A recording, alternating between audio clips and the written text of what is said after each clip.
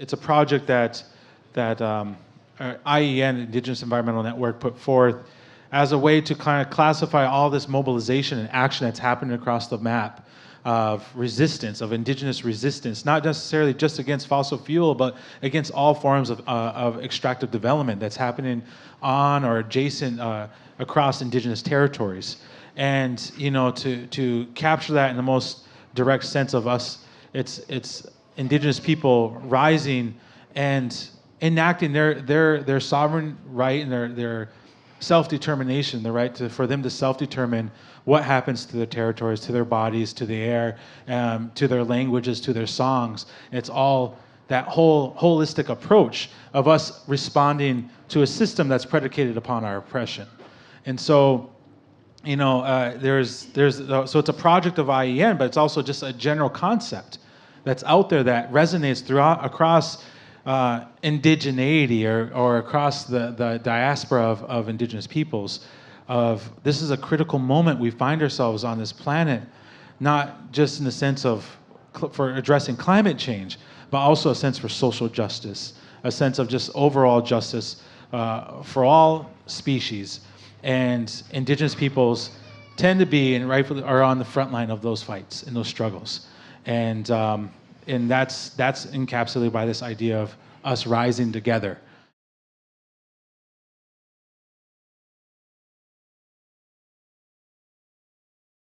All of our different traditions and cultural knowledge and traditional knowledge is all tied in some way or another to the land and to the water. And so, you know, our communities and just understanding of our relationship to the planet is one that is now becoming very, very apparent.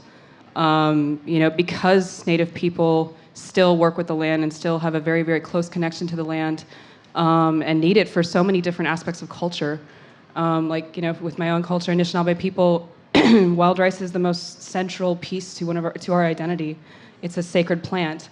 And so if there's a pipeline that's threatening to go through it and wipe that out, you're gonna know immediately. You're gonna know that the water is sick. You're gonna know that the river is sick, that the animals and the plants are not doing well.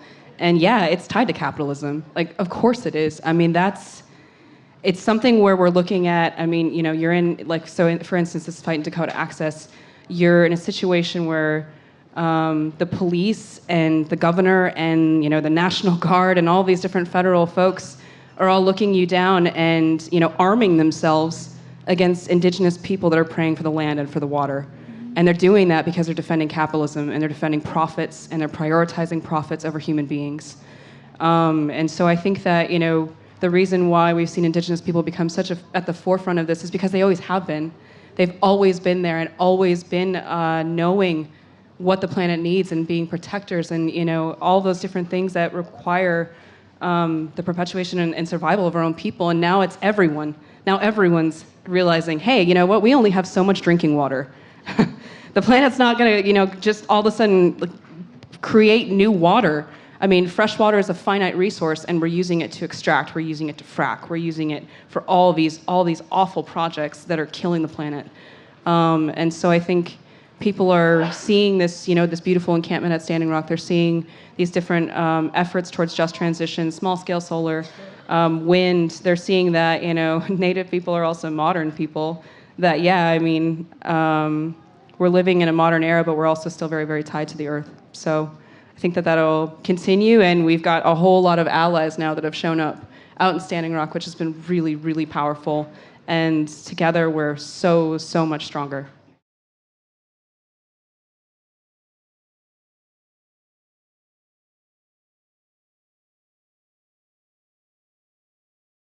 I am not an activist. I am not an environmentalist. I don't know what it is about human beings wanting to label and box everything. There's no boxes, you know, that we're circular people. And so I always tell people that when they're like, well, what are you? I'm like, my name is Kandi. Pretty sure I'm a human being. And I just grew up on this little tiny town in North Dakota, you know, I was playing in the hills and just kind of being, you know, growing up in the water. And I had that vision that one day I'd have kids and they'd be able to be in the water too. And now I do have a daughter. She's 3, Ayana. I miss her. But she's at home with Dad, so it's good. Dad gets to see how it is, but he's like, dang, it's kind of hard. So she can't play in the water now. I won't let her play in that water, and water is the first life. And when it's no coincidence that as women, when we carry our babies, we carry them in water. They're there, and they're just swimming around in there, and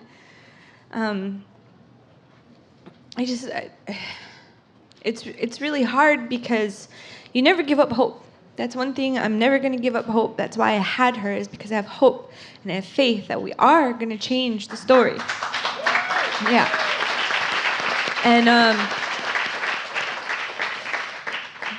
And so it's trying to reframe the story and trying to have people understand it from a different perspective, that it's not just a Native issue. It's not just an activist issue. It's all life. Life cannot exist without water because we are the essence of it. And so when they talk about us being protesters, that's why we push back and say we are not protesters, we are protectors of all life. And Indigenous Environmental Network has been around since 1990, and I've been working with IEN since 2007. And what I've seen is women on the front lines, women up and coming in having our organizations. And I don't know if it's because our men, their warrior status was like ripped away from them because of colonization. And the men kind of got forced to doing things that they just took their identities. But then also, I don't know if it's because we are the keepers of the water in my culture. The women are the keepers of the water, the men are the keepers of the fire. But I think it's a combination of both. And so the women are like gonna rise up, and we're seeing it. It was prophesized that it now is the time of women and to bring that balance back to humanity, because we're out of balance. We're all out of whack here, you know. Men are great. We need men, but we need a balance. We need a balance of power, and it has to be women that are gonna rise up and, you know, say, come on, men, we can help you. In our nice, womanly, strong, womanly way, we're going to pick our men up and we're going to walk side by side with each other. So, lots of good ads.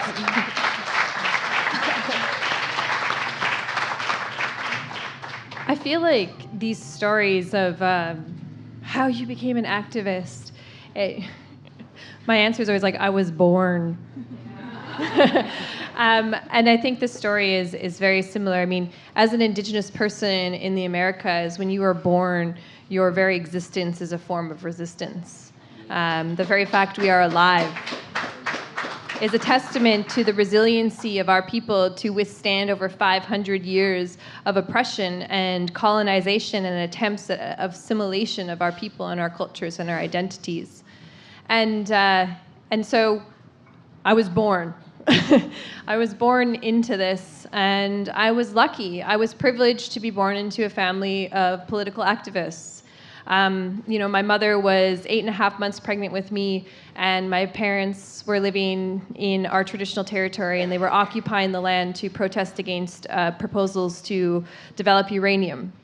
And they were forcibly removed by armed security of the company, which was El Dorado Uranium Company, in 1979, and forced off of our territory. And then I was born. And that is truly where that comes from. And, you know, my mom did what she did as a mother to ensure that her children knew what their territory was, where we've come from, and who we are as an Indigenous person. And that same vein of strength that my mom instilled in me, which is to protect the land at all costs, is what drives my own work. And, you know, I was about 22, and I hadn't been in my traditional territory because my parents divorced. It was messy. And I was living in a different part of the country. And I went back because my cousin, who was also a woman, my cousin called, and she was crying. And she said, "We need your help. She's like, they're destroying everything. You have to come home. And so I went and I saw the land and I saw how destroyed it had become. It had turned into a wasteland, and those river systems and those forests and those ecosystems that I knew as a child, the places where my dad taught me how to track animals and places where I would collect water to drink straight from the river systems, were gone. And immediately I felt like my daughter will never see those things. My daughter will never know those things. And what was left of the territory, I was like, I'm stopping this project. I'm going to do whatever I can to stop it.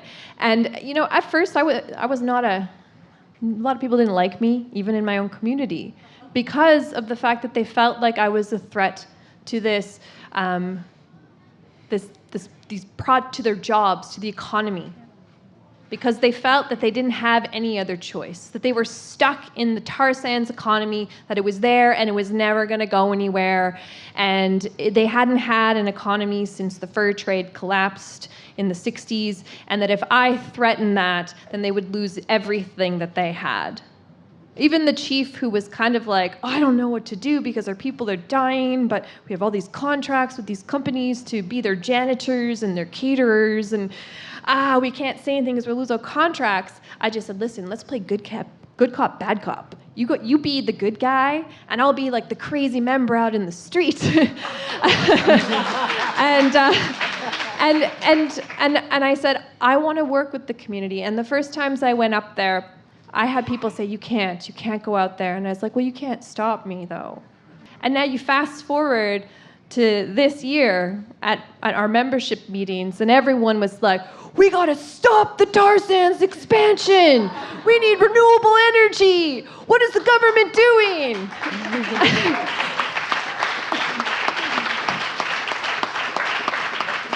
And you know, and my children have gotten to be in the territory, and they've gotten to go to those places. And it's dangerous, though. It's a dangerous thing to go back to my community and to drink the water and to eat the food. And every time I do, I know that I'm risking, because the contamination levels are so bad in our water systems, in our ecosystems, in what the government refers to as country food, like the moose and the bison and the caribou and the fish and the waterfowl. And I want my children to be able to have all of those things. I just don't want them to have a tract of land, because that's what the government wants to do, is be like, oh, we'll just section it off and put a little box around this, and here you go, and you'll be happy. And that's not enough, we'll give you some money. Our people don't want money, and we don't want to have ownership of the land. We want to have clean water and clean air. We want to be able to eat the foods that we've always eaten.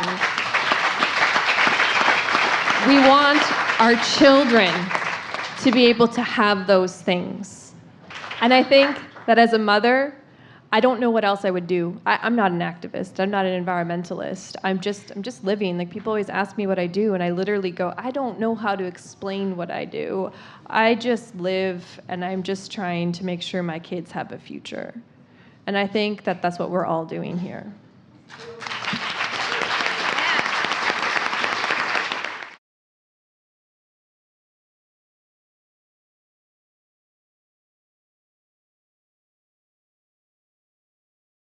The black snake, as I see it, and it's a concept.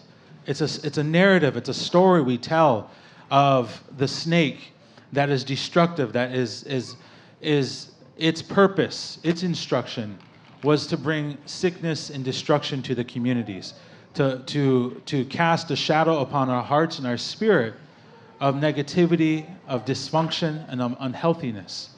And that the pipeline that we see with Dakota Access, just like the proposed Keystone XL, is a manifestation of that black snake that is hell-bent on sowing destruction and disease through our lands, but also doing so at its origins and all the way down to the point of refinement to the communities that have to deal with it on the other end. That the black snake is a manifestation of the sickness of society. that black snake is the manifestation of the sickness of capitalism and of the system that is hell-bent on the destruction of those that are dependent on the land, that have a spiritual relationship to the spirit of Mother Earth. And so when we talk about rising up against the black snake, it's rising up against that sickness of capitalism, the sickness of that actual physical pipeline, and igniting the fires and utilizing the spiritual essence of water to fuel our movement. Thank you.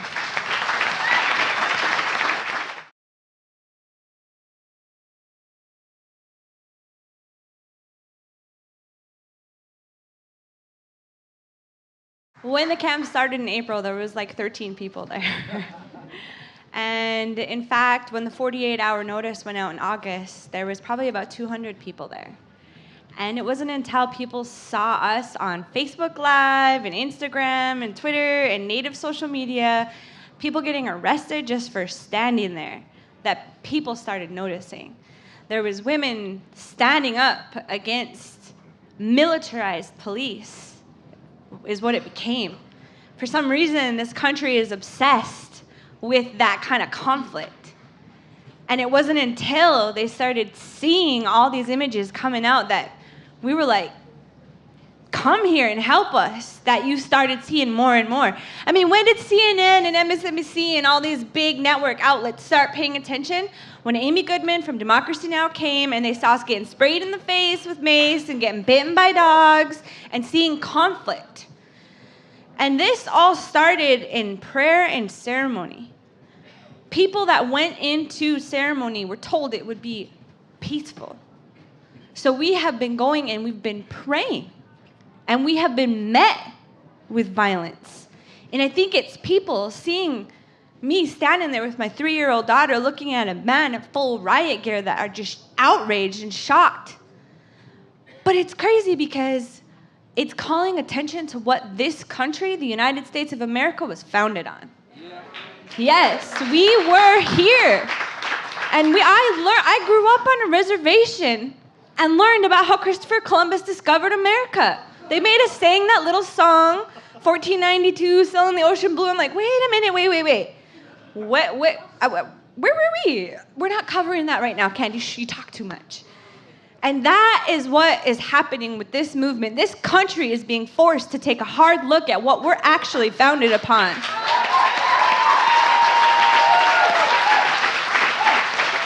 Yeah. I think it's really critical that we push back. I mean, look at Australia. They have a sorry day all the time for the Aboriginal people. Every year they do sorry day and they say they're sorry. And, people are like, okay, thanks for saying you're sorry. Canada said sorry, that this happened in boarding schools.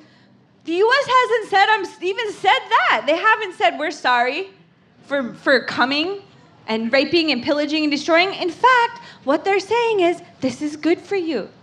This is going to bring you jobs. And that is the critical analysis. We need to take a step back and say, this isn't about immigration. This isn't about, who's here now, because everybody that came here that wasn't born here is an immigrant. Nobody gets to say who can or cannot be here. And the reason I bring that up is because we don't talk about those kinds of things in this country.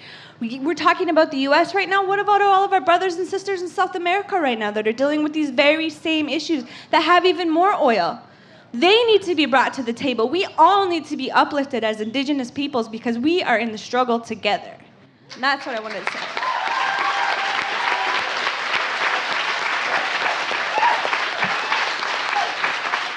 I knew the Camp of the Sacred Stone had started back in April, was monitoring the progress of this pipeline, and then LaDonna Allard actually went on Facebook and did just kind of like this public plea asking people to come because it had got so much further.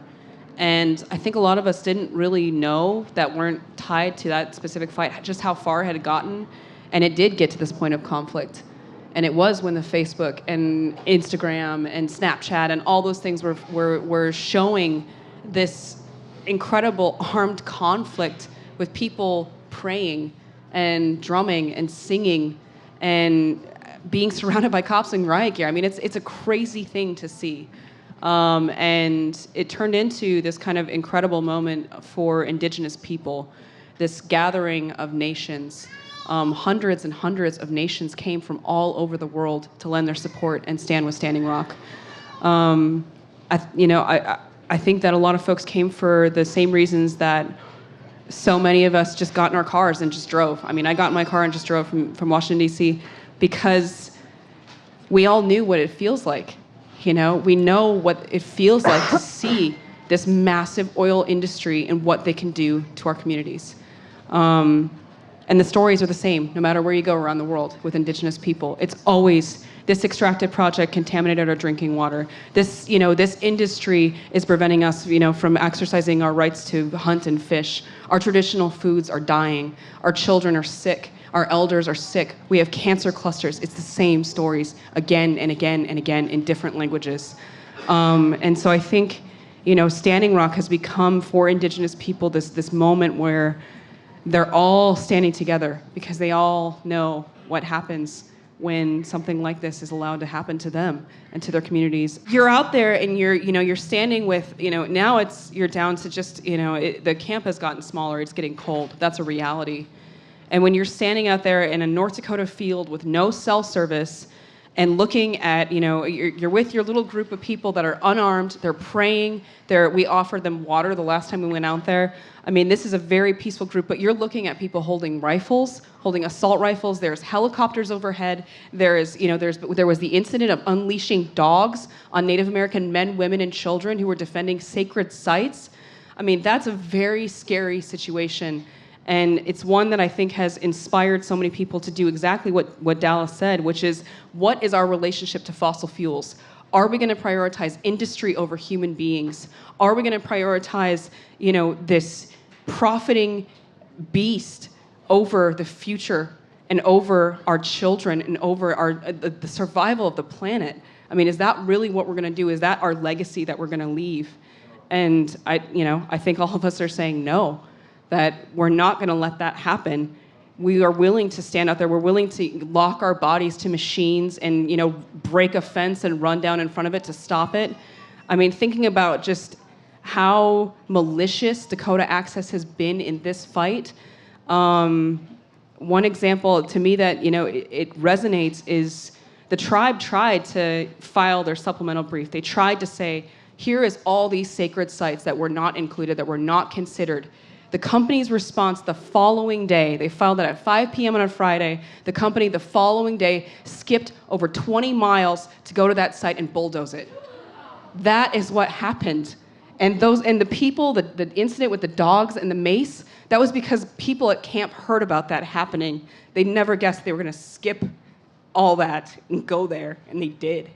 I mean, the treatment of Indigenous peoples is hurtful, and it needs to change. And I think we're at a time now where we can change it, because we are changing it, because this conversation is reaching the narrative. Here we have a chance to stop a 500,000 barrel per day pipeline that is 60% completed and stop it in its tracks. That is historic.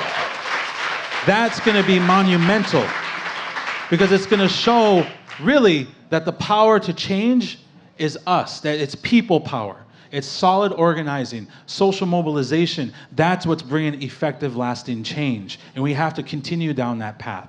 So that's why I feel like this is such a critical moment. That's why I think that I'm really excited for the path that we're going. And I'm excited that it's that we're beyond activism, we're doing organizing. It's a process of we, that each and every one of us is contributing to this effort.